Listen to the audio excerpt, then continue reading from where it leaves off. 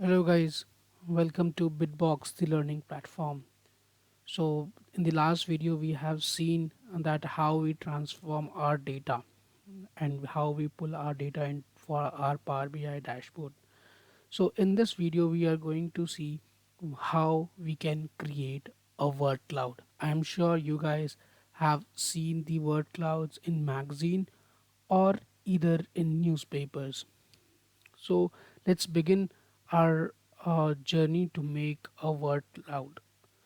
In order to prepare a word cloud, you have to add the extension of word cloud into your Power BI visualization. So for that, you need to click these three dots, and when you click the get more visuals, you'll see there's an option to add word cloud into your visualization, right?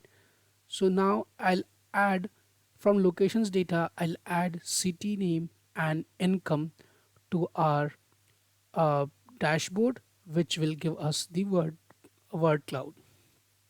Let's begin. Let me add city into the history. Let's drag it down. And then let's add income to the values.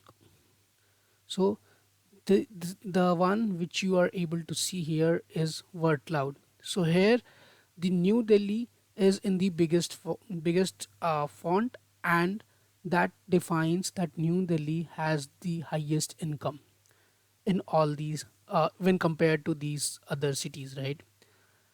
And also you can change the color of all these cities and font and the background of the so uh, for this purpose I kept the background as black, but if you want you can keep it as white or whatever color you need.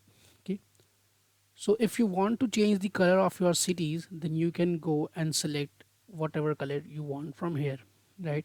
But let's suppose you want to change the background the uh, of this word cloud, right?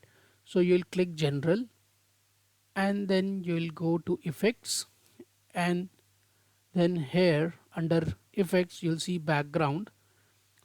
You can select color of your choice, let's suppose white. That now it changes to white. That's it for this video. Thank you. Happy learning.